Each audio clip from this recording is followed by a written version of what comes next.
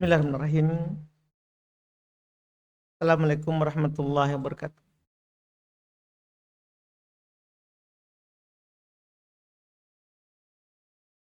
Innal hamdalillah nahmaduhu wa nasta'inuhu wa nastaghfiruh wa na'udzu billahi min syururi anfusina wa min sayyiati a'malina.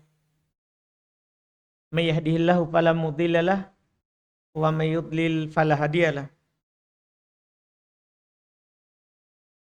Asyhadu an la ilaha illallah wahdahu la syarikalah wa asyhadu anna Muhammadan abduhu wa rasuluh.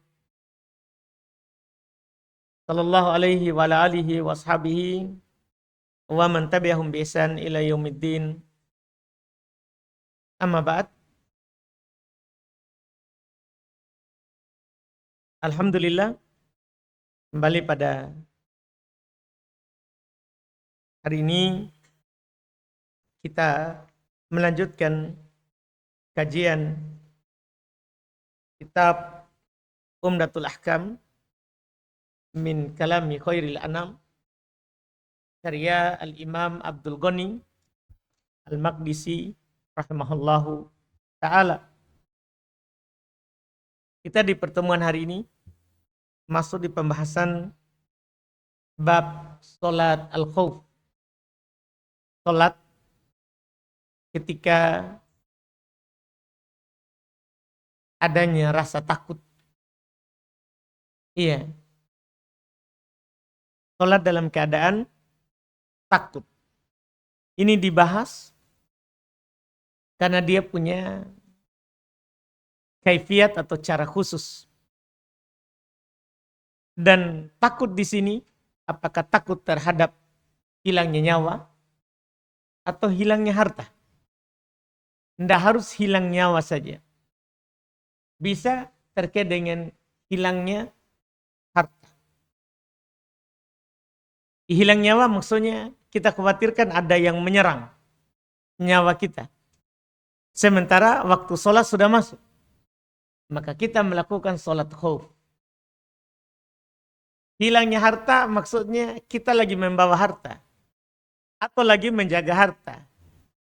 Kemudian ada yang mau merampoknya atau ada pencuri. Maka disyariatkan bagi kita untuk melakukan sholat khauf. Sholat khauf disepakati oleh para ulama madhab akan disyariatkannya karena darurat atau hajat. Karena darurat atau apa? Hajat. Hajat atau darurat mengharuskan kita melakukan yang namanya sholat khauf. Beliau akan menyampaikan kepada kita beberapa riwayat hadits yang menunjukkan pensyariatan sholat khauf. Dan asal pensyariatannya ini, kalau kita melihat kepada hadits-hadits yang beliau sampaikan, itu rata-rata pensyariatannya saat perang. Saat perang. Yang menceritakan keadaan musuh menyerang. Iya. Kita ada kewajiban kepada Allah dan ada kewajiban menjaga nyawa. Maka dua hak itu ditunaikan. Menjaga kewajiban kepada Allah sekaligus kita menjaga nyawa. Disyariatkanlah sholat khauf. Cara pelaksanaannya nanti akan terlihat di hadits-hadits yang belum sampaikan. Tergantung nanti keadaan musuh yang mau menyerang itu di arah mana. Apakah di arah kiblat atau di arah samping atau di arah yang berlawanan dengan kiblat. Iya. Di kita sekarang ini, kalau kita membaca hadits-hadits yang belum sampaikan, Mungkin kita akan bilang, tidak ada ini karena kita tidak ada perang. Tidak ada perang. Cuman, iya, ini pembahasan fikih kita pelajari menunjukkan kesempurnaan Islam. Kemudian yang kedua, kita pelajari ini karena merupakan ilmu warisan Nabi. Dengannya kita mengharapkan pahalanya. Kemudian juga kita pelajari karena kita tidak tahu takdir. Walaupun tidak ada perang, ada saja takdir. Ada orang yang ingin merampas harta kita misalnya di perjalanan sementara waktu sholat masuk. Intinya, semua ini walaupun kita, karena sebagian kita kadang, sholat khauf, tidak ada ini, tidak dilakukan. Tidak usah dipelajari, tidak. Ini ilmu. Ini adalah ilmu. Minimal kita tahu bagaimana syariat Islam mengatur bahkan dalam keadaan genting sekalipun. Dan nanti akan tergambar bagaimana pentingnya sholat berjamaah. Di saat rasa takut saja, sholat berjamaah disyariatkan. Apalagi di saat aman. Makanya para ulama berdalil dengan ayat-ayat atau hadis terkait dengan sholat khauf akan wajibnya sholat berjamaah bagi laki-laki. Akan wajibnya sholat berjamaah bagi laki-laki.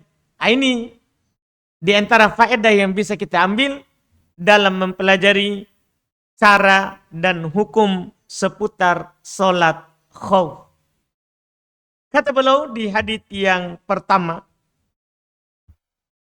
An Abdullah bin Umar bin Khattab radhiyallahu taala anhuma qala shalla bina Rasulullah sallallahu alaihi wasallam salatal khauf fi ba'di ayyamih allati laqiya fiha al-adu faqamat ta'ifatun ma'ah wa ta'ifatun bi izza'il adu fa shalla bil ladzi ma'ahu rak'atan thumma dhahabu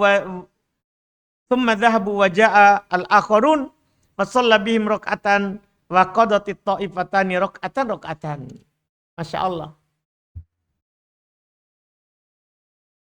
Kata beliau dari Abdullah ibn Umar ibn Khattab radhiyallahu ta'ala anhu, beliau berkata, Rasulullah sallallahu alaihi wasallam mengimami kami dalam salat khauf pada beberapa hari saat berhadapan dengan musuh. Ini salat Nabi lakukan saat perang. Berhadapan dengan musuh.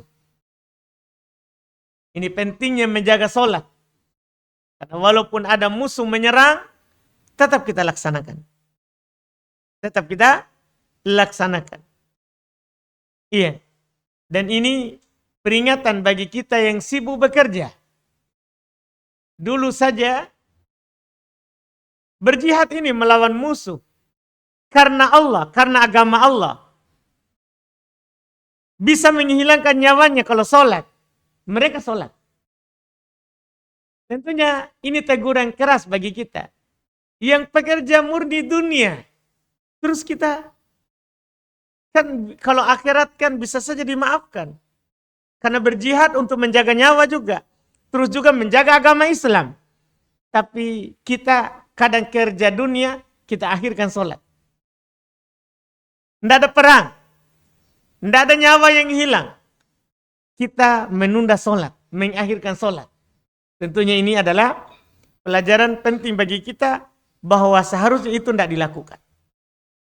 Lihat sekarang Ibnu Umar menukil Rasulullah sallallahu alaihi wasallam sholat mengimami kami dalam sholat khauf pada beberapa hari saat berhadapan dengan musuh. Bagaimana cara pelaksanaannya? Satu kelompok berdiri bersama beliau dan kelompok yang lain menghadap ke arah musuh. Nabi mengimami orang-orang yang di belakangnya satu rakaat. Kemudian mereka pergi, kelompok lain lantas datang, beliau mengimami mereka satu rakaat.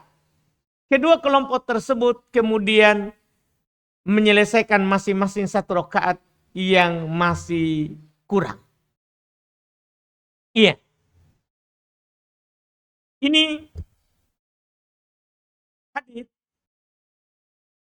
tergambar bahwa Nabi Shallallahu Alaihi Wasallam bagi dua kelompok di sholat khauf di hadits ini. Nanti akan lebih jelas di hadits kedua sebentar. Tapi supaya jelas ini hadits, jadi Nabi bagi dua kelompok. Satu kelompok bersaf dengan Nabi, kemudian satu kelompok berdiri ke arah musuh. Setelah Nabi selesaikan satu rakaat, maka kelompok yang sholat bergantian. Kelompok yang sholat bergantian. Nabi ruku, bangkit dari ruku, sujud, bangkit dari sujud, sujud lagi, bangkit dari sujud. Setelah selesai rakaat pertama, berdiri, maka kelompok shaf bertukaran. Satu kelompok tadi yang sholat ke arah musuh, satu kelompok tadi yang belum sholat, shaf lagi bersama Nabi. Masya Allah. Dan masing-masing mendapatkan satu rakaat bersama Nabi. Adapun rakaat yang lain, mereka selesaikan masing-masing. Masing-masingnya bagaimana? Ada yang mengatakan bahwa saat Nabi berdiri, satu kelompok yang sholat tadi langsung menyelesaikan rakaat kedua tanpa mengikuti Nabi. Boleh menyelisih imam, darurat. Darurat, dibolehkan. Karena boleh menyelisih imam dalam keadaan darurat. Setelah mereka selesai dari rakaat pertama dan rakaat kedua, mereka langsung ke arah musuh.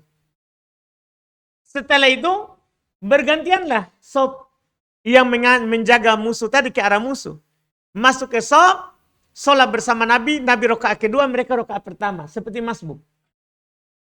Kemudian Nabi Shallallahu Alaihi Wasallam saat rakaat pertama bertasyahud, para sahabat juga bertasyahud. Yang kelompok kedua, Nabi salam, baru mereka berdiri, kemudian menyelesaikan satu rakaat sisanya.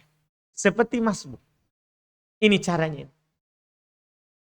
Iya, ini cara yang mereka lakukan di hadits yang pertama ini. Dan disebutkan keadaan ini adalah jika musuh berlawanan dengan kiblat. Musuh di belakang. Adapun kalau musuh di depan kiblat, arah penyerangannya, ini beda lagi shafnya ini. Beda lagi cara sholatnya. Ini kalau musuh di belakang. Jadi bershaf bersama Nabi satu shaf ke arah musuh di belakang kiblat. Kalau selesai sholatnya, maka langsung bubar, bergantian dengan menjaga, shaf yang menjaga tadi masuk lagi bersama Nabi. Dan shaf yang pertama ke arah musuh. Shaf yang pertama ke arah musuh. Ini cara pertama dan ini kelihatan bahwa musuhnya berlawanan arah dengan kiblat. Adapun kalau searah dengan kiblat, ada sebentar caranya lagi. Kita akan melihat sebentar cara yang mereka lakukan. Kita baca lagi dulu hadis berikutnya. An Yazid, ini masih sama mirip dengan yang tadi. An Yazid ibn Ruman, an Saleh ibn Khuwat, ibn Jubair, amman salam ma'a Rasulillah sallallahu alaihi wasallam salat dzatir riqa. Salat al-khauf. Anna ta'ifatan safat ma'ahu wa ta'ifatan wujahal adu. Wa shalla billadhi ma'ahu rak'atan thumma thabata qa'iman fa atammu li anfusihim thumma sarafu. Fa saffu wujahal adu wa ja'atit ta'ifatul ukhra fa shalla bihim rak'ata allati bakiyat thumma thabata jalisan wa atammu li anfusihim thumma sallama bihim. Ar-rajul alladhi shalla ma'a Rasulillah wa Sahal ibn Abi Khatmah. Ini lebih jelas, saudara. Ini lebih jelas. Masya Allah. Prakteknya. Kan beberapa hari ini. Bukan sekali dipraktekkan. Karena perangnya bukan sehari dua hari. Lihat caranya. Ini lebih jelas daripada tadi yang pertama. Kata beliau, Yazid ibn Ruman meriwayatkan dari Saleh ibn Khuwat. bin Jubair dari seorang sahabat yang mengerjakan sholat khauf bersama Rasulullah ketika perang Dzatur Riqa. Ketika perang Dzatur Riqa. Ya. Perang Dzatur Riqa, perang Nabi sallallahu alaihi wasallam, ya. Ia menghadapi ya suku yang berada di Ghatafan, ya. Di antara kota Madinah dan Qasim. Di antara kota Madinah dan Qasim. Ini dia bercerita bahwa katanya satu kelompok membuat barisan bersama Rasulullah. Dan kelompok lain menghadap ke arah musuh. Nabi mengimami satu kelompok yang bersamanya 1 rakaat. Nabi tetap berdiri, sekelompok tersebut menyempurnakan sholat mereka sendiri. Ini tadi, yang saya jelaskan tadi. Jadi setelah 1 rakaat, Nabi tetap berdiri. Tetap berdiri begini. Kelompok yang ini, langsung dia baca Al-Fatihah, surah Al-Fatihah, ruku, Nabi tidak ruku. Selesaikan sendiri. Ruku, bangkit dari ruku, sujud lagi, bangkit dari sujud, sujud, bangkit dari sujud, sujud, bangkit dari sujud, tasyahud, salam. Langsung ke arah musuh. Langsung ke arah musuh. Setelah itu, Nabi mengimami satu kelompok yang bersamanya 1 rakaat. Nabi tetap berdiri dan kelompok tersebut menyempurnakan sholat mereka sendiri-sendiri. Kelompok ini lantas pergi dan membuat barisan menghadap ke arah musuh. Satu kelompok yang lain lantas datang dan Nabi pun mengimami mereka untuk 1 rakaat tersisa. Masya Allah. Jadi datang itu kelompok kedua, langsung ikut. Allahu Akbar. Ikut bersama Nabi. Dan Nabi mengimami mereka di rakaat kedua Nabinya. Rakaat kedua. Tapi makmum rakaat pertama. Setelah itu apa yang terjadi? Masya Allah, perhatikan ini. Kata sahabat ini. Satu kelompok lain lantas datang. Dan Nabi pun mengimami mereka 1 rakaat. Yang tersisa, Nabi tetap berdiri dan kelompok yang baru ini menyempurnakan sholat mereka masing-masing. Setelah itu Nabi SAW salam bersama mereka. Di sini kalau di terjemahan kita ini, ya Nabi dia tetap berdiri di situ ya. Ya, Nabi tetap berdiri. Ini salah terjemah ya, hati-hati di terjemahan ini. Enggak, Nabi tetap duduk. Di bahasa Arabnya tetap duduk. Ini salah terjemah saja. Kadang ya begitu di dalam terjemah. Bukan tetap berdiri, berarti kan Nabi berdiri lagi. Sementara ini sholat khauf 2 rakaat, qasar.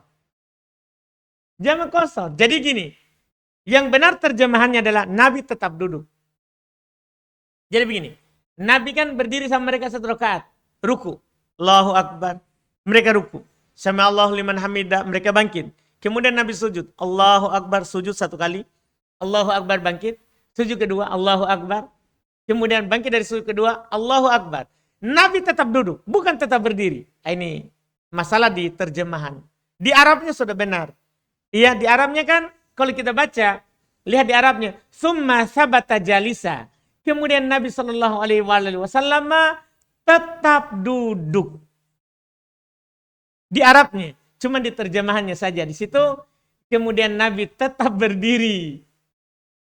Seakan-akan Nabi tidak dalam keadaan duduk. Dalam keadaan tidak duduk, berdiri katanya. Enggak. Di Arabnya sudah benar. Nabi tetap duduk. Jadi gini. Nabi duduk. Kemudian kelompok tadi berdiri. Mereka Nabi duduk, Allahu Akbar duduk. Untuk tasyahud, kelompok tadi berdiri. Mereka berdiri. Untuk apa? Menyelesaikan 1 rakaat. Akhirnya mereka berdiri Al-Fatihah, setelah Al-Fatihah, kemudian ruku, bangkit dari ruku. Bangkit dari ruku. Kemudian sujud, bangkit dari sujud. Sujud lagi, bangkit dari sujud. Nabi tetap duduk. Kemudian Nabi SAW, mereka pun tasyahud bersama Nabi. Dan Nabi salam, Assalamualaikum warahmatullahi. Mereka juga salam. Akhirnya mereka, Nabi SAW memulai sholat dengan shaf pertama dan mengakhiri sholat dengan shaf kedua. Ini karena darurat. Kalau kita bertanya boleh enggak makmum menyelisih imam? Boleh dalam keadaan ini. Lihat ini. Imam berdiri malah mereka ruku sujud di sop pertama. Sop kedua, Nabi duduk. Malah mereka berdiri, ruku, bangkit dari ruku, sujud, bangkit dari sujud, sujud, bangkit dari sujud. Kemudian tasyahud bersama Nabi dan salam bersama mereka. Nabi salam dan mereka salam bersama Nabi. Ini cara sholat khauf. Sekali lagi, ini tidak boleh dipraktekkan saat aman. Karena saat aman kita praktekkan hadits innama ju'ilal imam liutamma bih. Imam itu dijadikan supaya diikuti. Itu saat aman. Imam itu dijadikan supaya diikuti. Adapun saat khauf ini namanya cara khusus. Ini namanya cara khusus. Dua hadits ini musuh di belakang kiblat. Bukan di depan. Musuh di belakang kiblat. Iya. Kita lihat hadits berikutnya. Ini kisah lain lagi. Ini musuh sekarang di hadapan kiblat. Kata beliau an Jabir bin Abdullah al-Ansari radhiyallahu taala anhu maqala syahidtu ma'a Rasulillah sallallahu alaihi wasallam salat al-khauf. Asafafna saffain. Saffun khalfa Rasulillah wal adu bainana wa bainal kiblah. Masya Allah. Iya.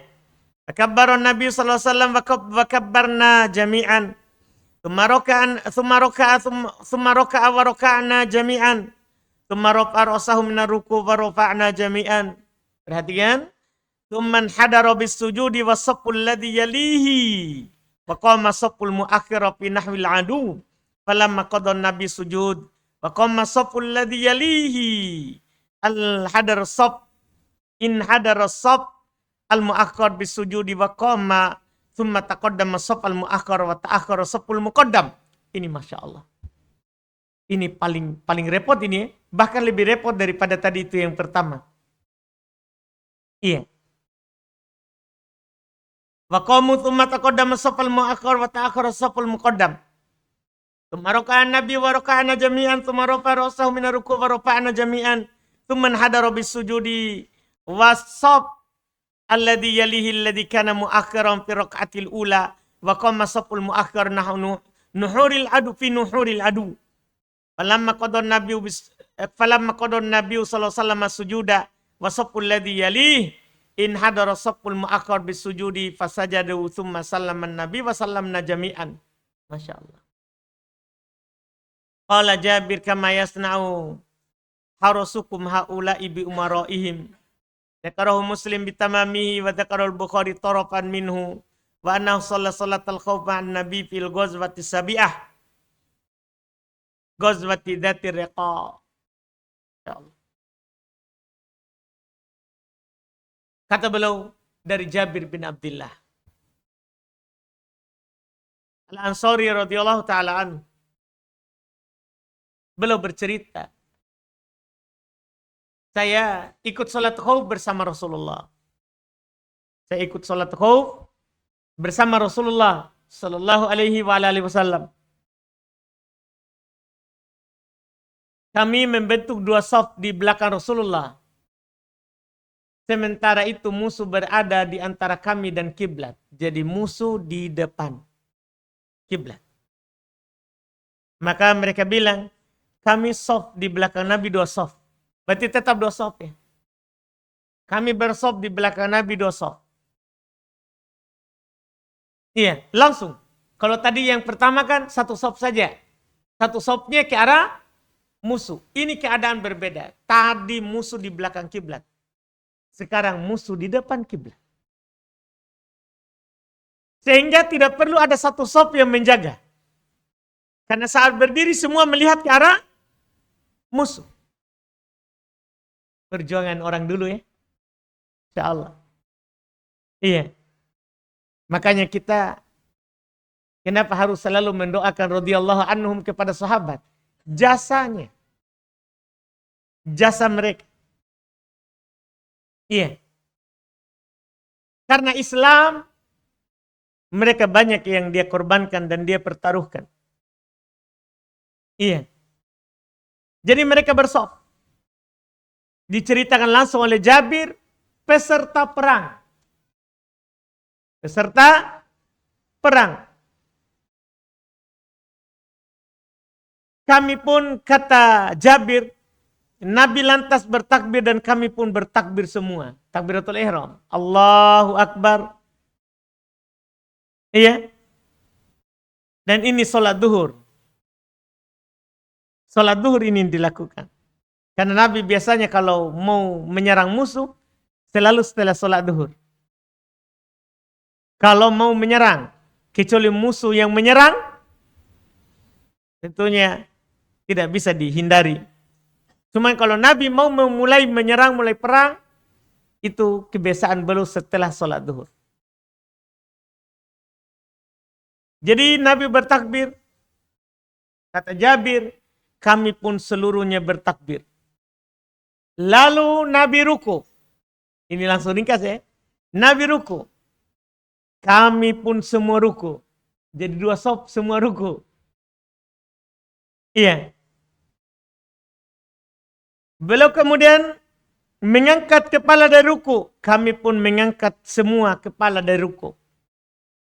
Beliau lalu turun untuk bersujud. Ya.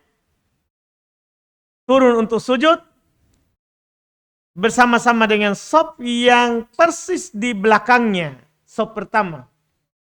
Sedangkan saf yang di belakang lagi, saf kedua, tetap menghadang musuh. Perhatikan modelnya. Kan dua saf. Dua saf. Nabi di depan. Nabi sujud. Kalau ruku sama semua. Nabi sujud. Allahu Akbar. Yang sujud bersama Nabi hanya saf pertama. Karena kalau sujud, tidak dilihat musuh. Datang. Kalau ruku berdiri masih. Jadi yang ikut sujud, saf pertama. Saf kedua tetap berdiri. Tidak turun ruku. Tidak turun sujud. Tetap berdiri menghadap musuh. Sampai kapan? Lihat. Kata beliau, kemudian saf belakang tersebut, ya di sini sujud bersama dengan saf yang dipisahkan tadi. Tatkala Nabi telah menyelesaikan sujud dan saf yang persis di belakang beliau berdiri, maka saf di belakang lagi turun untuk sujud. Masya Allah. Gimana modelnya itu? Iya. Ini yang diucapkan. Ini keadaan lebih rumit. Iya. Jadi ketika Nabi sudah selesai dari sujud dan berdiri dari sujud kedua, maka baru saf yang kedua turun sujud. Ini lagi menyelisih imam. Dimaafkan darurat. Jadi setelah berdiri, Nabi dengan saf pertama, saf kedua sujud. Turun sujud. 2 kali. Selesai 2 kali sujud, berdiri. Sama dengan saf yang pertama. Setelah itu, ini yang bikin rumit ini. Karena ada pergantian lagi. Setelah itu,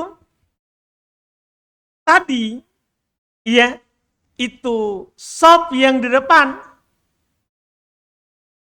Saf yang di depan, itu setelah berdiri saf yang kedua, dari sujudnya, maka saf yang di belakang Nabi mundur ke belakang. Saf pertama. Saf yang kedua, itu maju ke depan di saf pertama. Jadi saf pertama itu yang di awal, ini rumit sekali ini. Supaya nanti itu dapat sama-sama dapat sujud bersama Nabi. Supaya ada keadaan tidak menyelisih imam. Jadi setelah berdiri saf kedua, setelah sujud, saf pertama mundur. Sop kedua maju ke depan. Ganti sop. Apa ini? Pertukaran sop. Setelah itu baru lanjut lagi. Nabi sholat, baca, ruku. Semua kami ruku. Kemudian bagi dari ruku. Sujudlah sop lagi seperti tadi. Cuman sekarang sudah sop kedua jadinya. Yang sudah maju ke sop pertama. Sujud bersama Nabi. Setelah itu, habis sujud 2 kali. Berdiri atau duduk? Duduk Pak, beda. Kan 2 rakaat saja. Sholat safar ini. Sudah sujud 2 kali. Duduklah Nabi SAW bersama sop pertama. Yang tadinya itu adalah sop kedua. Baru setelah Nabi duduk, turunlah sop yang tadi menjaga ke arah musuh. Turun sujud. Kan Nabi sudah duduk bersama sahabat. Sudah bisa melihat musuh. Turunlah sop kedua. Sujud. 2 kali sujud. Allahu Akbar. Allahu Akbar. Allahu Akbar. Allahu Akbar. Duduk bersama Nabi. Tasyahud. Kemudian Nabi salam dan mereka salam bersama Nabi. Ini posisi musuh di kiblat. Ini posisi musuh di kiblat. Masya Allah. Ini ya kesempurnaan Islam, dan bukan berarti kita melaksanakan kewajiban kita kepada Allah, kita dibiarkan untuk binasa. Enggak. Karena Quran jelas mengatakan wala tulqu bi aidikum ila tahlukah. Jangan kalian melemparkan diri kalian ke dalam kebinasaan. Tetap juga menjaga nyawa. Tetap menjaga nyawa. Dan bersamaan dengan itu kita tetap menjaga haknya Allah. Kita beribadah kepadanya. Inilah praktek dari firman Allah Subhanahu wa taala, wattaqullaha mastata'tum. Bertakwalah kalian kepada Allah semampu kalian. Bertakwalah kalian kepada Allah semampu kalian. Inilah bentuknya. Bertakwa kepada Allah semampunya. Itu yang bisa dilakukan. Ya, itu yang dilakukan. Iya. Tidak boleh dengan alasan apapun kita meninggalkan yang namanya kewajiban kita kepada Allah. Tidak diperbolehkan. Bahkan ada pembahasan di kalangan para ulama kita dalam setiap keadaan. Ini takut hilang nyawa. Bahkan di sana ada pembahasan syarat sahnya sholat menutup aurat. Kalau bisa tutup semuanya kita tutup. Kalau tidak ada pakaian kecuali sarung saja, tidak apa-apa bersarung. Kecuali baju saja, berbaju saja. Tanpa pakaian pun sholat dalam keadaan telanjang. Dengan cara duduk. Sampai seperti itu. Iya. Bahkan tidak bisa bergerak, berisyarat saja. Walaupun hanya bisa berkedip mata saja. Itu kalau kita melihat pembahasan fikih. Karena kewajiban sholat tidak gugur kecuali hilang akal. Hilang kesadaran. Iya. Ini ya pentingnya sholat. Dan seperti yang kami katakan di awal, ini pentingnya sholat berjamaah. Dalam keadaan genting tetap dilakukan berjamaah. Dan dalil-dalil ini yang dipakai oleh para ulama akan wajibnya sholat berjamaah bagi laki-laki. Walaupun di sana ada pendapat yang mengatakan sunnah atau fardu kifayah. Tapi dengan melihat kondisi ini, maka pendapat yang kuat adalah pendapat yang mengatakan fardu ain. Sholat berjamaah. Kewajiban bagi laki-laki. Kewajiban bagi laki-laki untuk melaksanakan yang namanya sholat berjamaah. Yang namanya sholat berjamaah. Ini di 2 keadaan yang tergambar dalam kisah ini. 2 keadaan Nabi SAW sholat takut. Dan ini menggambarkan kepada kita bahwa sholat takut itu punya cara khusus yang berbeda dengan sholat saat aman. Yang berbeda dengan sholat saat aman.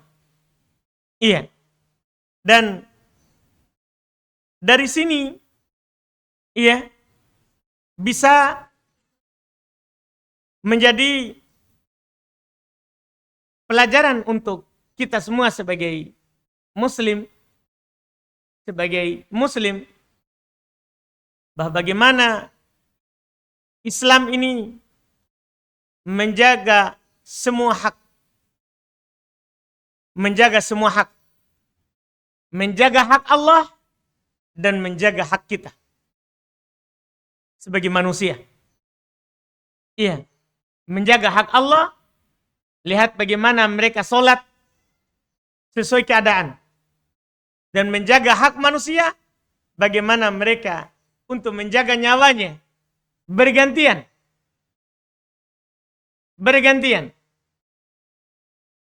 Menjaga ke arah musuh, dan bahkan kalau di depan kiblat, bagaimana mereka tetap berdiri, menjaga ke arah musuh, dan bagaimana Islam itu menjaga semua keutamaan. Kan mengikuti imam itu utama. Berada di saf pertama juga utama. Lihat ini, bergantian. Karena Islam, sebagaimana kita cinta kebaikan, kita juga harus cinta orang lain mendapatkan kebaikan itu. Itu kalau Islam. Kita suka kebaikan itu, kita juga harus suka untuk orang lain. Jangan, pokoknya harus saya di sini. Enggak. Berikan juga orang lain untuk mendapatkan keadaan itu. Sebagian orang kadang hanya peduli dirinya. Padahal Islam enggak. Menganjurkan kita peduli pada orang lain. Seperti kita peduli pada diri kita sendiri. Dalam hadits Anas, la yu'minu ahdukum hatta yuhibba li akhihi ma yuhibbu li nafsi. Tidak beriman salah seorang dari kalian sampai dia mencintai untuk saudaranya apa yang dia sukai untuk dirinya. Kalau kita suka itu untuk dirinya, kita juga harus cinta untuk saudara kita. Kita harus suka untuk saudara kita. Iya, bahkan di dalam masalah berkeluarga, bersuami istri, tergambar dari Ibnu Abbas, sebagaimana yang pernah kita sampaikan, bahwa Ibnu Abbas berhias untuk istrinya. Sebagaimana dia suka istrinya berhias untuknya. Sampai seperti itu. Iya, ini dalam praktek sempit. Praktek luas, kaum muslimin itu sebagaimana kita suka manfaat, maka orang lain kita harus senang dia mendapatkan manfaat. Sebagaimana kita tidak suka mudarat, maka kita juga harus senang orang lain tidak dapat mudarat. Orang lain tidak dapat mudarat. Makanya datang Islam mengharamkan yang namanya saling mendolimi. Kata Allah dalam hadis qudsi, inni haramtu dzulma ala nafsi. Saya telah mengharamkan, kata Allah, kedoliman itu pada atas diriku. Fala tadzalamu, maka jangan kalian saling mendolimi. Jangan kalian saling mendolimi. Dan ini syariat Islam. Juga Allah Nabi katakan, man darallahu alaihi. Siapa yang memberikan mudarat kepada orang lain, maka Allah akan memberikan mudarat kepadanya. Man syaqallahu alaihi. Siapa yang memberatkan orang lain, maka Allah akan memberatkan dia. Ini bahaya. Tapi man kana fi auni akhihi, kana Allah fi aunihi. Siapa yang selalu membantu saudaranya, Allah akan selalu membantunya. Orang yang membantu saudaranya, Allah akan membantunya. Man yassara mu'siran, yassarallahu lah. Siapa yang memudahkan orang yang lagi kesusahan, Allah akan memudahkan untuknya. Ini semua menunjukkan bahwa kita ini jangan hanya peduli pada diri kita sendiri. Sebagai muslim, iya, kalau kita melihat tadi itu di sholat khauf, bisa saja itu saf depan tidak mau mundur ke belakang. Saya depan, tidak mau mundur ke belakang. Tapi untuk menjaga masing-masing hak. Sebagaimana kita tadi sudah dijagakan dari belakang oleh teman kita, maka kita harus jagakan teman lagi. Jangan sampai kita mau dijaga, kita tidak menjaga teman kita. Makanya tergambar dari para sahabat dulu, bagaimana pendidikan Nabi Sallallahu Alaihi Wasallam. Ada di antara para sahabat yang budaknya itu memakan apa yang dia makan, bahkan dia belikan pakaian seperti yang dia beli. Ini budak. Bagaimana lagi kalau kita sesama muslim? Yang kata Nabi, al-muslim, al-mu'min lil-mu'min kalbunian. Seorang mukmin yang satu dengan mukmin yang lain seperti bangunan. Yashuddu ba'duhum ba'da. Menguat sebagian yang menguatkan sebagian yang lain. Nabi ucapkan itu sambil tangannya disilangkan begini. Mukmin itu dengan mukmin yang lain saling menguatkan. Lihat praktek sahabat. Tadi saf kedua menjagakan saf yang pertama. Setelah itu apakah mereka hanya peduli pada dirinya? Tidak.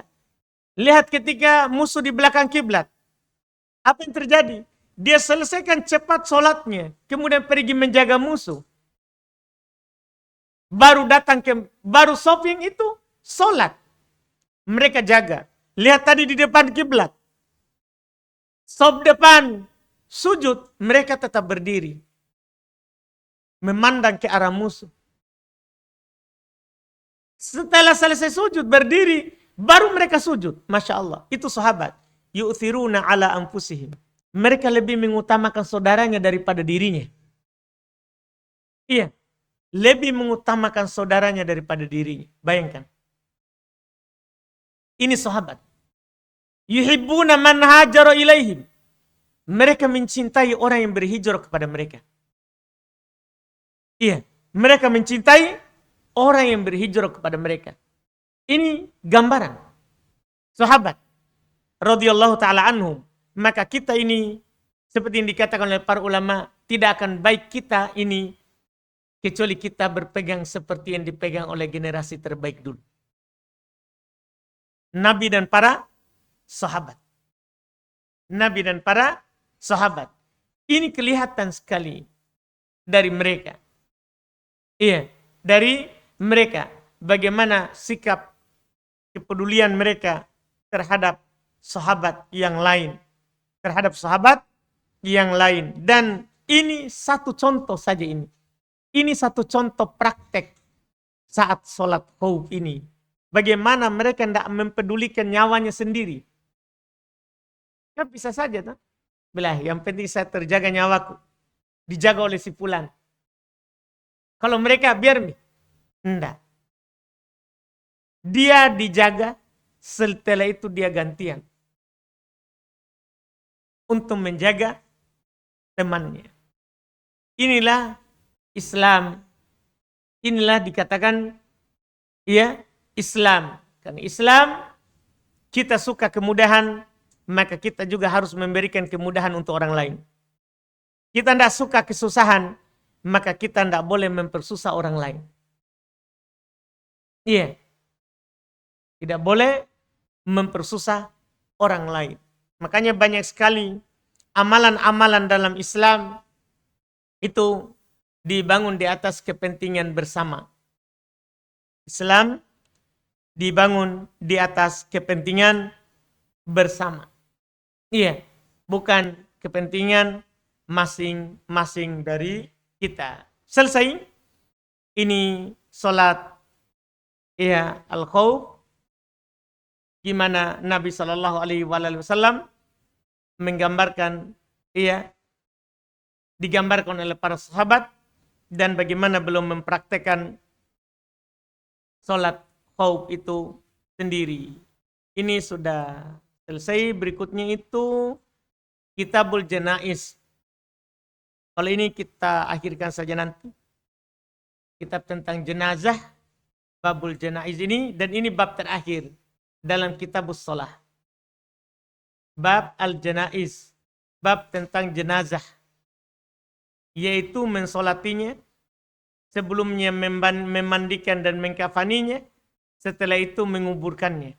Beliau akan singgung 4 perkara dasar: memandikan, mengkafani, mensolati, menguburkan. Dan beliau akan sampaikan hal-hal yang ikut dengan itu: takziah, kemudian ziarah kubur, itu akan diikutkan dengannya.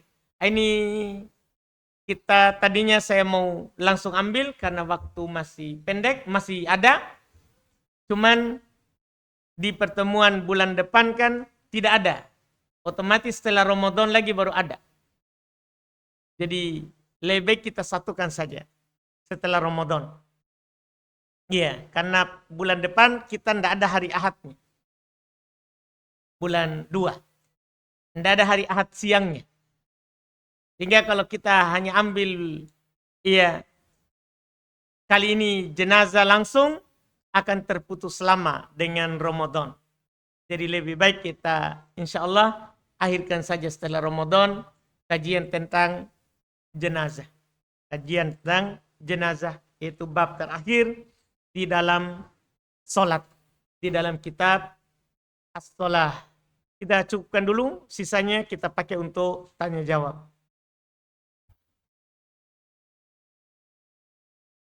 Ya, mungkin dari Ikhwan dulu. Ada? Dari Bapak-bapak. Kalau ada yang mau bertanya silakan angkat tangan. Kalau tidak ada, kita ke pertanyaannya Umahat.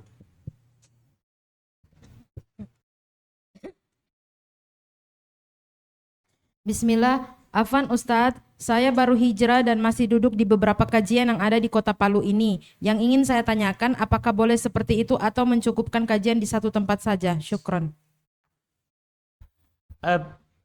Bukan mencukupkan satu kajian saja, tapi lihat ilmu yang kita butuh. Karena orang yang baru belajar itu, dia harus melihat yang dia butuh, baru hijrah. Baru belajar. Jadi lihat majelis. Jangan satu kajian padahal kita butuh juga ilmu di kajian di masjid sana. Itu harus kita lihat. Kita sekarang misalnya, saya butuh belajar tauhid terkait dengan la ilaha illallah. Oh, ada tauhid sudah, alhamdulillah. Majelis ini ditandai, saya ikut terus ini. Majelis tauhid. Kemudian kita lihat lagi, oh ada di sana kajian solat, kajian wudu. Ikut lagi, karena kita butuhkan. Karena kalau kita ambil hanya satu, kemudian yang lain nanti, wah, itu agak repot. Iya, agak repot. Karena kita wajib solat, jadi harus juga belajar solat. Makanya para ulama rahimahumullah menasehatkan untuk orang yang baru belajar, dia belajar yang wajib baginya lakukan dalam kesehariannya dulu. Yang wajib dia lakukan dalam kesehariannya. Dia harus belajar bagaimana syahadat yang benar, bagaimana sholat. Kemudian karena ini nanti dekat Ramadan, dia belajar bagaimana puasa. Kemudian zakat, dia belajar bagaimana berzakat, apa saja yang dizakati, berapa zakatnya. Kemudian kalau dia mau pergi haji, dia belajar bagaimana berhaji. Itu yang wajib dulu dia lakukan. Setelah itu hal-hal yang ia menyempurnakan keislamannya. Wallahualam. Afwan Ustadz, apa kiat-kiat agar hati kita selalu bersih dan positif? Banyak kiatnya sebenarnya. Ya, banyak kiatnya. Tapi di antara yang bisa kita lakukan adalah membaca Quran, mentadaburinya. Iya. Itu yang paling utama. Karena dengan membaca Quran, mentadaburinya, hati menjadi hidup. Ketika hati hidup, maka mudah mendengarkan kebaikan, mudah melakukan kebaikan, dan mudah melakukan amalan-amalan soleh. Itu yang paling pokok. Hati dulu. Bagaimana itu hati hidup.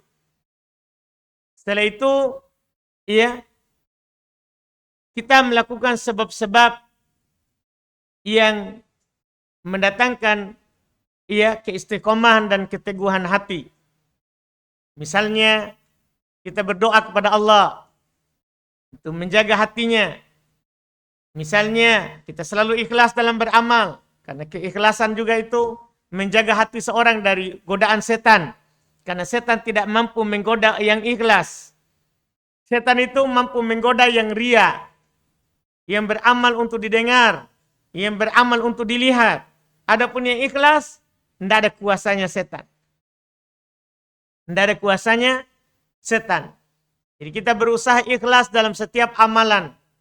Kemudian juga di antara sebab adalah kita selalu jujur bersama Allah dan bersama manusia. Karena Nabi katakan alaikum bisidqi fa inna sidqa yahdi ilal bir. Wajib bagi kalian untuk selalu jujur karena kejujuran itu akan mengantarkan kalian kepada kebaikan. Kepada kebaikan. Wa indal bir yahdi ilal jannah, dan pada akhirnya kebaikan itu akan mengantarkan kita kepada surga. Itu yang bisa kita lakukan. Jujur bersama Allah dan jujur juga bersama manusia. Kemudian tentunya kita berusaha istiqomah dalam beramal walaupun sedikit. Karena beramal di atas keimanan yang benar, keikhlasan yang benar, membuat hati lapang, hidup lapang. Di antaranya juga adalah bisa kita selalu beristighfar. Karena hati itu gelisah, kotor, dengan adanya titik dosa. Sebagaimana dalam hadits Nabi, apabila seorang jatuh dalam dosa, akan dititikkan dalam hatinya titik hitam. Tapi ketika dia beristighfar dan bertobat, maka akan dibersihkan titik hitam itu. Akan dibersihkan titik hitam itu. Maka penting kita untuk menjaga hati tetap bersih, maka kita beristighfar dan bertobat kepada Allah Subhanahu wa ta'ala. Kemudian hal juga yang paling penting, kalau hati kita terkait dengan penyakit yang ada di tangan manusia, di antara sesama, maka kita ridho terhadap pembagian Allah. Seperti yang dikatakan oleh para sahabat dan ulama setelahnya dari para tabi'in, rodina bikismatil jabbar alaina. Kita ridho terhadap pembagian Allah yang maha berkuasa atas kita. Banyakkan hati orang itu galau, gundah gulana, hasad, iri, dengki. Itu karena tidak ridho dengan pembagian Allah. Tidak ridho dengan pembagian Allah.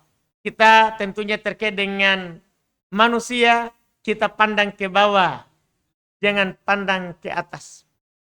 Itu terkait dengan dunia, itu menjaga hati. Beda amalan soleh, kita melihat yang ke atas, jangan melihat ke bawah. Kalau beramal soleh, jangan melihat orang yang kurang beramal, tapi lihatlah orang yang semangat beramal. Kalau masalah dunia, lihat ke bawah, jangan lihat ke atas. Iya, wallahu alam. Bagaimana tata cara wudhu mengusap alas kaki, dalam hal ini kaos kaki? Apakah kita sudah berwudu dulu sebelumnya atau bisa baru berwudu karena keadaan di luar jadi hanya mengusap kaos kaki? Baik, ada dua syarat orang itu boleh mengusap di atas kaos kaki atau sepatu. Syarat pertama, kaos kaki atau sepatunya yang dia mau pakai sholat itu suci. Tidak ada najisnya. Karena kalau ada najis harus dibuka. Seperti Nabi SAW pernah ada najis di sandalnya. Belum lagi sholat, belum buka sandalnya. Harus suci. Syarat kedua, saat dia pakai sudah berwudu, kemudian batal, maka nanti boleh usap di atasnya. Bagi mukim berlaku 24 jam. 1 kali 24 jam.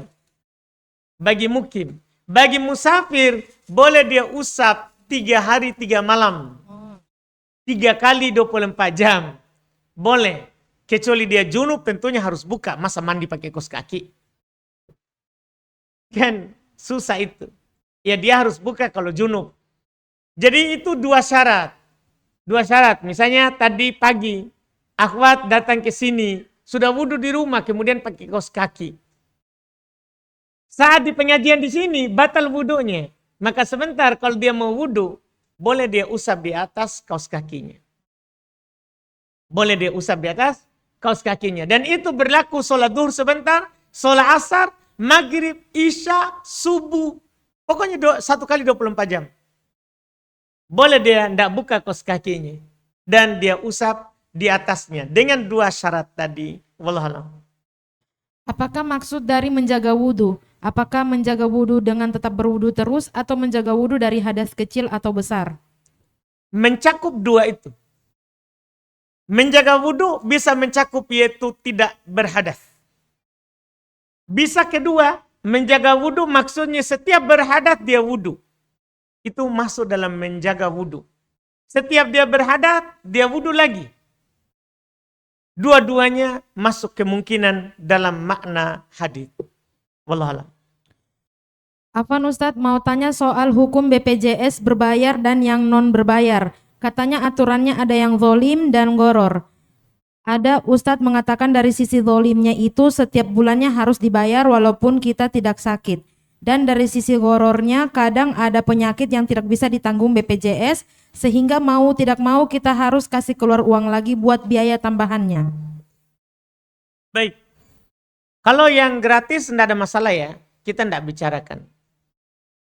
Karena kan tidak ada unsur apapun.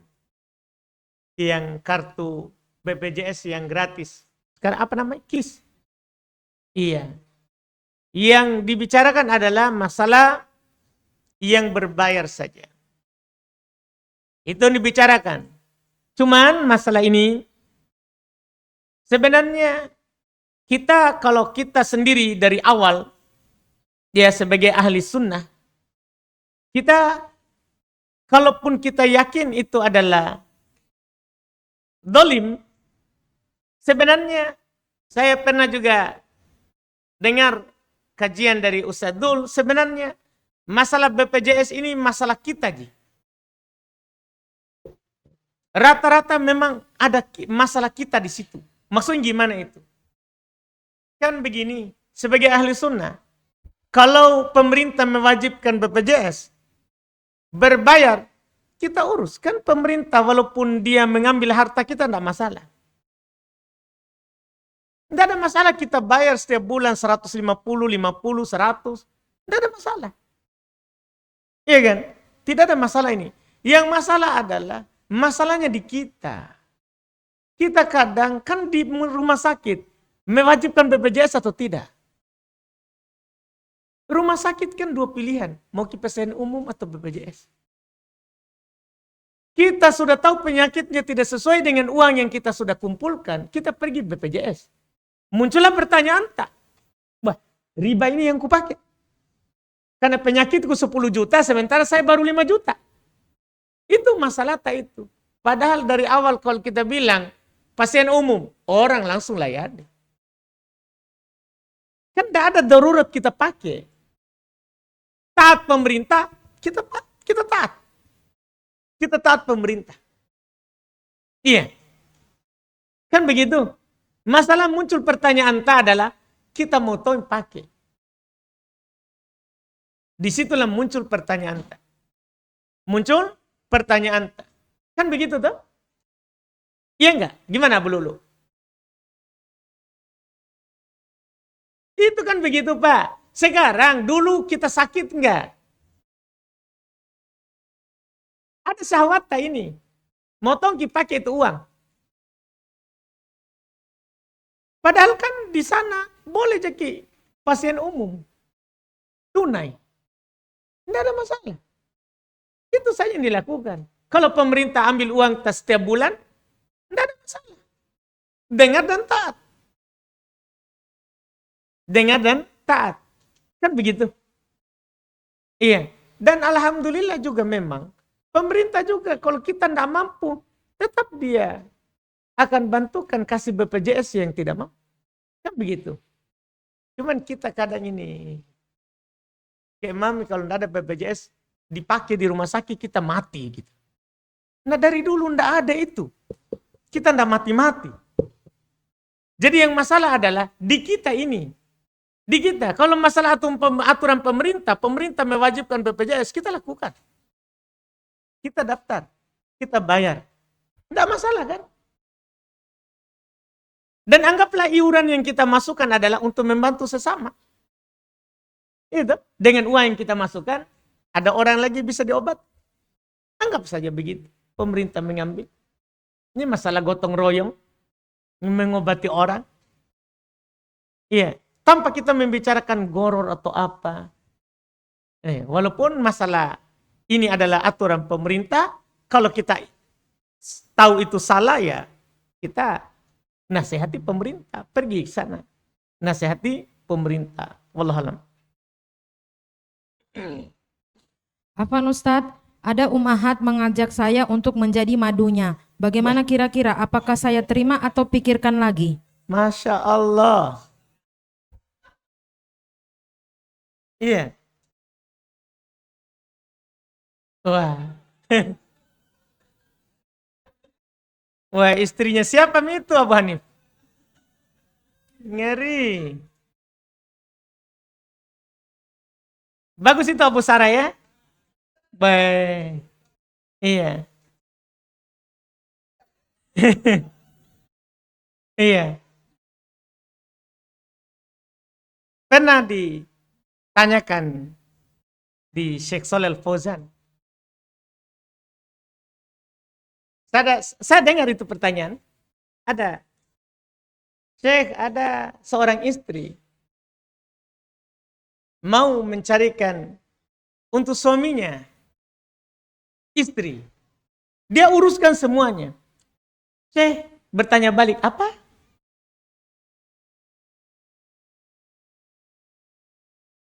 Syekh tertawa dan bilang, ada perempuan seperti itu? Ada perempuan seperti itu? Ini ajaib, kata beliau. Ini ajaib ini. Ajaib sekali itu ada perempuan begitu ya, Abu Anas ya? Iya. Ajaib sekali. Jadi saya tertawa. Ini ajaib. Ini wanita ajaib ini. Karena secara tabiat tidak ada perempuan yang begitu. Tapi itulah. Kalau 1000 mungkin ada 1 ya, bukan 100. Iya. Cuman pertanyaannya ini, terima atau tidak ya? Pastikan dulu. Jangan sampai nanti kita malam pertama roboh rumah. Pastikan dulu. Iya, jangan langsung. Iya, mudah itu ngomong. Tapi kehilangan itu susah. Iya. Abu Lu'lu ya. Langsung gitu ya. Ada istri bawa ini? Enggak ada Ji. Oi, pantasan kita bebas ya. Iya. Ini masalah kalau kita pilih baik-baik, sholat istikharah, cari tahu dulu apa maksudnya, ya, dan kalau memang takdir, kita harus resmi.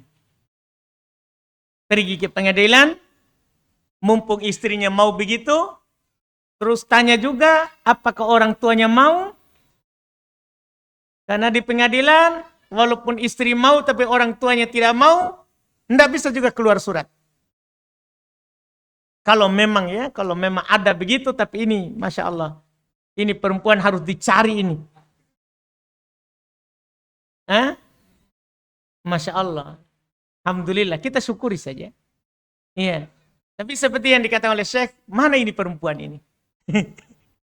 Iya, mana ini perempuan? Iya, karena ini perempuan, iya, ajib. Iya, tapi ya kita pikir baik-baik. Sholat istikharah baik-baik, dan memang kalau memang harus terjadi, kasih resmi. Kasih resmi. Wallahualam. Afwan Ustadz, bolehkah kita pasrah saja di hidup di dunia ini, karena kadang malu berdoa karena banyaknya dosa, jadi hanya doa minta pun saja, tidak minta yang lain? Enggak, berdoa saja. Minta saja semua yang kita mau. Enggak usah pasrah. Jangan pasrah. Kalau pasrah artinya putus asa dari rahmat Allah, dan kita dilarang putus asa dari rahmat Allah karena dosa yang kita punya. Ya ibadiyalladzina asrafu ala anfusihim la taqnatu min rahmatillah. Wahai hamba-hambaku, kata Allah, yang berbuat melampaui batas, jangan kalian putus asa dari rahmat Allah. Dilarang, dilarang. Haram kita putus asa. Karena banyaknya dosa kita. Enggak. Beristighfar saja dari dosanya dan minta kepada Allah apapun yang kita butuh. Kebaikan dunia ataupun kebaikan akhirat. Dilarang putus asa. Karena tidak ada yang putus asa dari rahmat Allah kecuali yang merugi. Hanya orang yang merugi yang putus asa. Berdoa saja, jangan pernah putus asa dari rahmat Allah, bagaimanapun banyaknya itu dosa. Wallahualam. Afwan Ustadz, bolehkah kita mengikuti akun yang sedang membongkar aib pemerintah, hanya membaca saja untuk pengetahuan, tidak sampai berkomentar? Jangan. Membaca itu masuk syubhat. Iya, kita mungkin tidak komentar di situ. Tapi nanti di orang lain, apakah kita bisa tahan? Tidak. Lebih baik kita tidak ikut akun yang membongkar aib pemerintah. Orang yang mencari-cari aib saudaranya, Allah akan mencari aibnya walaupun dia di dalam rumah. Bagaimana kalau itu yang dia cari pemerintah? Tidak, kita tidak ikut akun-akun fitnah. Kita tidak ikut akun-akun fitnah. Wallahualam. Afwan Ustadz, bolehkah kita berpura-pura senang depan orang tapi sebenarnya tidak? Bolehkah? Bolehkah kita berpura-pura senang di depan orang tapi sebenarnya tidak senang? Berpura-pura ya? Iya. Kalau memang orang itu ada mudaratnya, boleh kita tidak senang terhadap sifatnya. Cuman kalau dia datang, boleh kita menampakkan sifat yang baik. Boleh. Supaya orang tidak lari dari kita karena kejahatan kita. Seperti Nabi. Pernah datang orang yang belum tidak suka, tapi saat ada di hadapannya belum tetap berwajah ceria, tetap melayaninya. Tetap melayaninya. Wallahualam. Afwan Ustadz, kemarin waktu tanggal 30 sama tanggal 1 saya sama suami pergi menginap di hotel, tapi alasannya mau cari ruangan yang kedap suara karena anak saya tidak bisa tidur kalau ribut, sementara di komplek anak-anak ribut main petasan. Apakah tindakan kita ini termasuk merayakan juga? Tidak. Karena niatnya lari dari fitnah. Iya, niatnya lari dari fitnah. Lari dari kebisingan. Lari dari mudarat. Tidak masuk merayakan. Kecuali di sana ikut tongki bakar. Iya. Tidak, ini namanya menghindar. Menghindar dari doror. Menghindar dari doror. Wallahualam. Bagaimana pendapat Ustadz mengenai proposal kegiatan yang memiliki benefit? Apa itu? Benefit. Manfaat. Manfaatnya apa? Untuk apa? Bisa diiklankan usahanya atau disebut nama usahanya di suatu kegiatan tersebut. Endorse ya? Nah, Ustaz. Baik. Kalau itu apa? Kegiatan agama atau apa?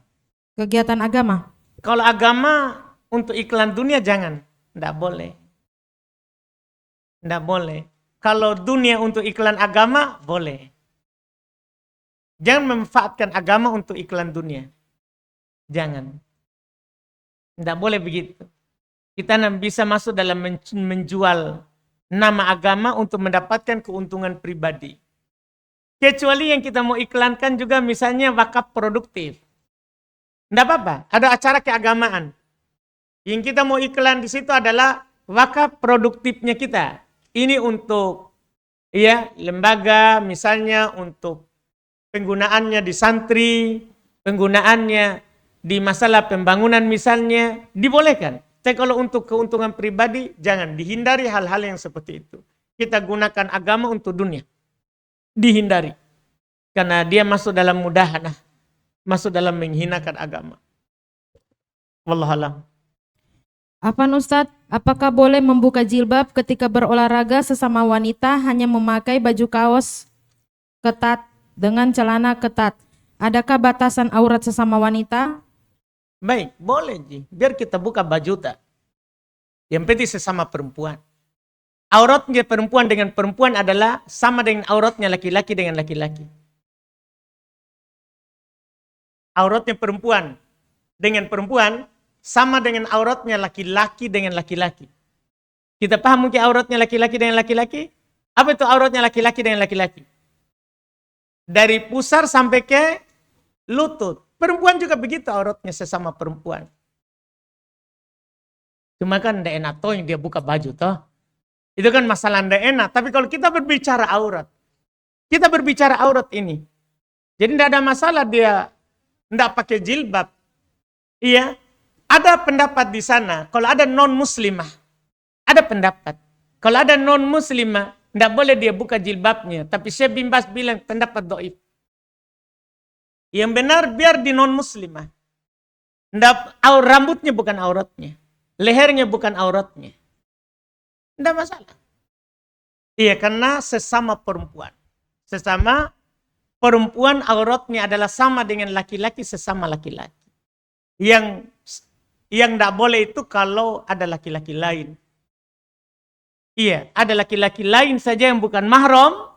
Yang bukan mahram catatannya. Yang bukan mahram. Orang sholat saja yang wajib membuka wajah. Boleh dia tutup wajahnya. Kalau ada laki-laki lain. Kalau ada laki-laki lain. Wallahualam. Afwan Ustadz, apakah boleh berbohong untuk menyembunyikan amal kita? Contoh saat hari Senin Kamis saya ditanya apakah puasa. Saya jawab tidak untuk menjaga hati agar tidak ujub. Enggak boleh. Bilang saja puasa. Tinggal terus kita jaga hati. Jangan berbohong. Ya bilang saja saya puasa. Kan ada contoh di Nabi. Ada contoh di Nabi, di hadits Nabi. Kalau ada seorang mencela kita, atau ada seorang mengata-ngatai kita, kita katakan, saya puasa. Ini shaim, saya puasa. Masalah hati, tinggal dijaga setelah itu. Iya, tinggal dijaga setelah itu. Karena tidak boleh kita bohong, kecuali ada hajat atau darurat misalnya. Iya, kalau tidak ada, itu pun dibolehkan itu tauriah. Tauriah itu yang ada kemungkinan begitu. Yang ada kemungkinan. Jadi tidak sampai berbohong. Seperti ada penyamaran. Ada penyamaran di situ. Dibolehkan. Wallahualam. Afwan Ustadz. Cek. Apakah di dunia ini ada yang tidak memiliki jodoh karena jodoh saya belum kunjung datang? Masya Allah. Semoga segera datang. Amin. Iya. Tidak ada. Semua di dunia ini telah ditulis. Telah ditulis. Di dalam perut ibunya. Jodohnya. Rezekinya. Telah ditulis. Sabar saja. Itu belum waktunya saja. Kalau belum datang berarti belum waktunya. Belum waktunya. Tinggal dihubungi Abu Hanif. Siapa tahu ada. Yang mencari itu Pak Dzulkifli bilang ada. Iya. Sebenarnya karena tidak ditahu saja ini. Iya, banyak stoknya Abu Hanif ini. Alhamdulillah. Bukan Abu Hanif mau maju ya. Iya, stoknya. Iya, stoknya Abu Hanif. Alhamdulillah. Semoga dimudahkan dan mendapat jodoh segera.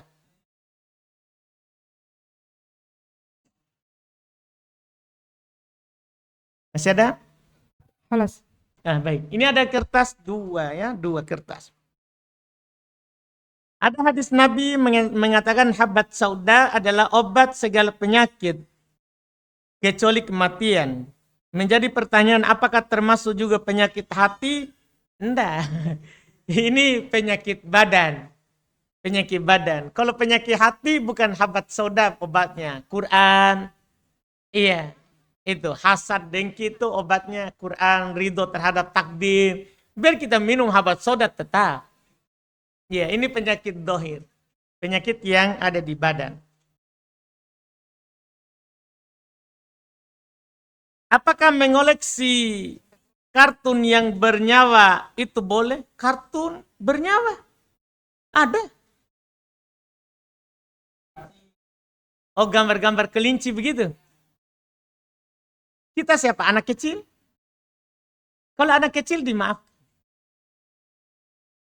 Nah, anak kecil dimaafkan.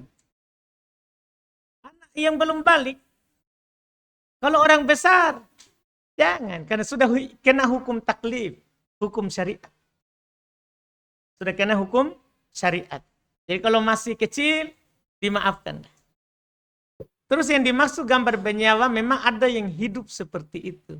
Adapun hanya sekedar ada hidung, ada mata, tapi tidak ada orang hidup seperti itu bentuknya, tidak masuk gambar bernyawa. Jadi harus juga bedakan. Iya, harus juga bedakan. Ada gambar hanya hidungnya titik, mulutnya garis. Tidak ada orang hidup seperti itu. Mulut, hidungnya titik. Itu tidak dianggap makhluk bernyawa. Karena tidak ada yang hidup begitu. Wallahualam. Kita cukupkan. Alhamdulillah. Kita cukupkan dengan pertanyaan Afwan tadi. Ustadz, masih ada lagi satu. Baik, lanjut. Bolehkah kita pergi liburan ke luar negeri, ke Kutub Utara atau Norway? Bah. Ngeri. Tidak ada ke tempat lain. Iya. Pertama saya ingin kasih saja faedah yang di Syekh Ibnu Utsaimin. Kalau yang dimaksud negara kafir, tidak boleh. Tidak boleh kita berlibur ke negara kafir. Yang dimaafkan itu kalau ada memang darurat pengobatan. Itu pun pengobatan yang tidak ada di negara muslim. Adapun masalah siyahah, masalah jalan-jalan, tidak boleh kita jalan-jalan ke negeri non-muslim. Tidak boleh. Di kutub gimana itu? Negara muslim atau gimana? Tidak boleh kita pergi ke sana. Ya, alhamdulillah masih banyak tempat lain ya. Tempat lain. Tempat berjalan-jalan. Kalau kita banyak uang, lebih baik kita sumbang ke masjid ya. Iya, Abu Hanif bilang sekolah butuh dibangun. Daripada kita safar. Iya. Abu Hanif terus terang ini ya. Kayaknya Bapak butuh sekali itu. Iya. Kalau memang kelebihan uang, lebih bagus kita bangun sekolah, bangun masjid, lebih bagus. Daripada kita pakai untuk jalan-jalan. Karena nanti kita ditanya, di mana kamu habiskan uangmu? Masa jawab, saya pakai ke kutub. Kan, enggak bagus itu. Enggak bagus jawabannya. Iya, karena harta yang kita punya akan ditanya di mana kita dapat dan di mana kita belanjakan. Jadi hati-hati membelanjakannya. Sebagaimana kita hati-hati dalam mendapatkannya, kita juga harus hati-hati dalam membelanjakannya. Karena itu semua akan ditanya, di mana kamu belanjakan? Iya, wallahualam. Ada? Baik, kalau tidak ada, alhamdulillah kita cukupkan, mudah-mudahan bermanfaat. InsyaAllah kita lanjut lagi di pertemuan akan datang. Subhanallah, hamdik, syadallah ilaha illa anta astaghfiruka wa atubu ilaik. Assalamualaikum warahmatullahi wabarakatuh.